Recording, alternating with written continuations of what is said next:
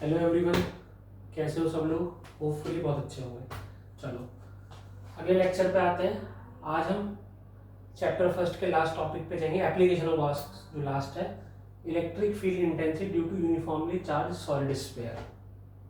मतलब आपको electric field intensity निकालनी है सॉलिड स्फीयर की वजह से, और वो यूनिफॉर्मली चार्ज है। क्या है, सपोज करो एक स्फीयर है, इस पे पॉजिटिव चार्ज डिस्ट्रीब्यूटेड है, ठीक है।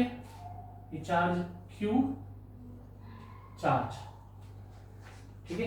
इस स्फीयर पे चार्ज Q डिस्ट्रीब्यूटेड है, और किस पे डिस्ट्रीब्यूटेड है? वॉल्यूम में, वॉल्यूम में, और यूनिफॉर्मली डिस्ट्रीब्यूटेड है, यूनिफॉर्मली, ठीक है।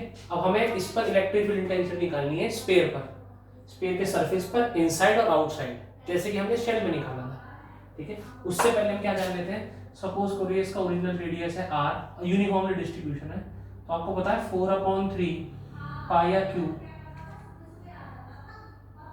पाई आर क्यूब। तो कितना चार्ज डिस्ट्रीब्यूटेड है Q, तो एक पे कितना होगा, डिवाइड में ले जाओ, Q/4/3 पाई आर क्यूब, तो एक पे आ जाएगा 3Q/4 पाई आर क्यूब, इसे बोलेंगे रो। और रो क्या होता है?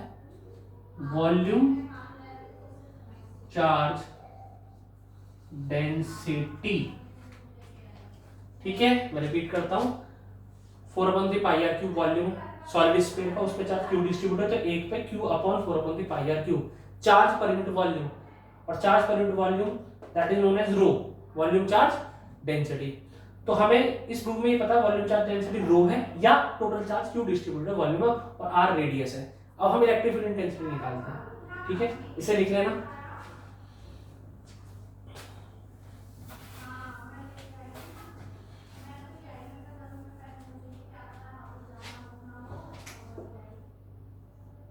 सपोज करो मैं इनसाइड की बात कर रहा हूं, इनसाइड सॉलिड स्फीयर के इनसाइड, तो इनसाइड सपोज करो मैंने ये पॉइंट ले लिया P,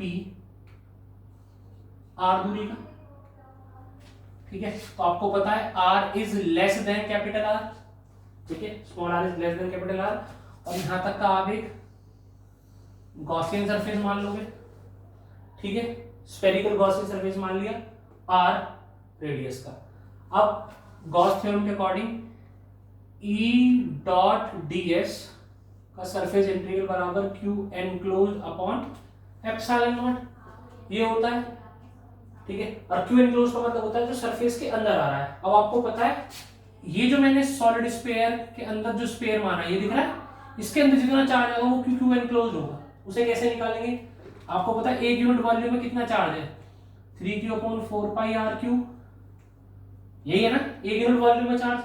अब इसका वॉल्यूम कितना होगा, इसका होगा 4/3 पाई आर क्यूब, तो इतने के लिए एक का पता है, तो इतने से मल्टीप्लाई कर दो, तो आप देखोगे सॉल्व करके आ जाएगा Q/r³ ये इसके अंदर चार्ज आ गया। सिंपल है, हमें एक यूनिट वॉल्यूम का चार्ज पता है, इतने वॉल्यूम का चार्ज निकालना है, इतना ये जो वॉल्यूम है ये, ठीक है। तो इतने वॉल्यूम एक का पता है, एक का जो पता है मल्टीप्लाई कर देना, चार्ज आ गया, ठीक है।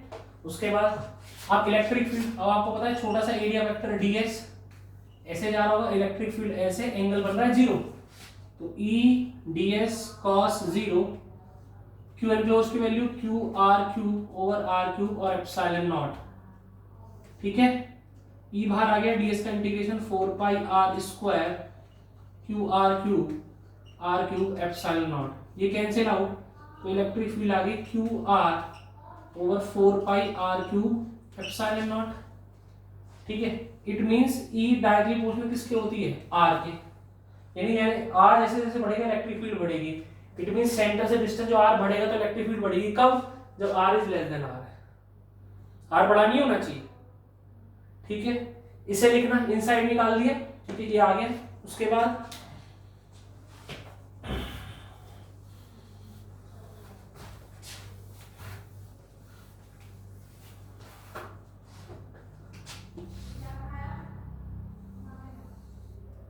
फिर से स्फीयर है, सॉलिड स्फीयर है, R रेडियस का है। अब आपको बाहर इलेक्ट्रिक फील्ड निकालनी है, बाहर तो ठीक है, बाहर r दूरी का एक स्पेयर मान लेना, गॉसियन स्पेयर, ठीक है। फिर वही इसका एरिया वेक्टर ऐसे होगा सेंटर से नॉर्मल, इलेक्ट्रिक फील्ड यहां से ऐसे निकल के जा रही होगी, ठीक है। एंगल कितना बना 0, तो आप देखोगे आउटसाइड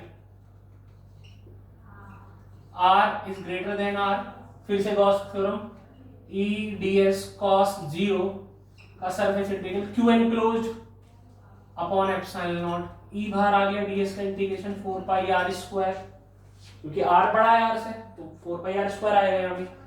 अब q एनक्लोज्ड जिसके अंदर आ रहा है, आप देखोगे इस गॉसियन सरफेस के अंदर बड़े वाले के अंदर स्फीयर आ रहा है, और स्फीयर का चार्ज कितना है q, तो q बाय एप्सिलॉन नॉट, तो electric field q upon 4 pi r square epsilon naught, तो E is inversely proportional to r square, बाकी सारी चीज कांस्टेंट है।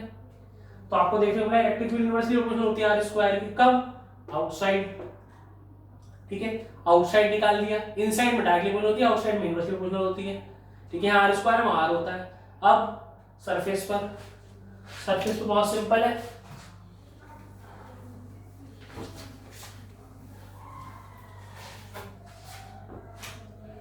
सरफेस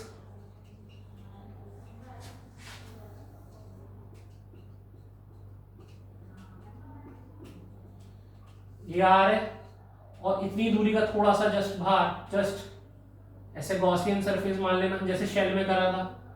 फिर से वही एरिया वेक्टर ऐसे होगा, इलेक्ट्रिक फील्ड ऐसे होगी, एंगल 0 बनेगा, तो आप लिखोगे E ds cos 0 का surface integral q enclosed by epsilon naught, और अब की बार condition r is equal to r, E बाहर आ जाएगा, ds का integration 4 pi r square, q enclosed की value q upon epsilon naught, तो electric field q upon 4 pi r square epsilon naught, जो कि कांस्टेंट होगी, ये वेरी नहीं करती क्योंकि टोटल चार्ज कांस्टेंट है, 4 pi r square epsilon not constant है, तो ये कांस्टेंट आ गया। और ये मैक्सिमम भी होगी, मैक्सिमम क्यों होगी मैक्सिमम, इनसाइड आपने देखा E आ रही थी q r over r cube epsilon not 4 पाई, और 3 ऊपर था, ठीक है। और आउटसाइड आपने देखा, सॉरी E डायरेक्टली प्रोपोर्शनल था r के, ऐसे समझो, इनसाइड फॉर्मूले से, आउटसाइड था E डायरेक्टली 1/r स्क्वायर। तो आप देखोगे इनसाइड और आउटसाइड में वैल्यूज पुट कर लो, ठीक है। कंडीशन यहाँ पे r is less than r है, और यहाँ पे r is greater than r है, कंडीशन पुट कर लो इनमें, इनसाइड और आउटसाइड में, तो आप देखोगे सरफेस का मैक्सिमम आएगी, ठीक है। इस प्रूफ को कर लेना, बहुत इंपॉर्टेंट है बोर्ड के हिसाब से, ठीक है। Okay, thank you.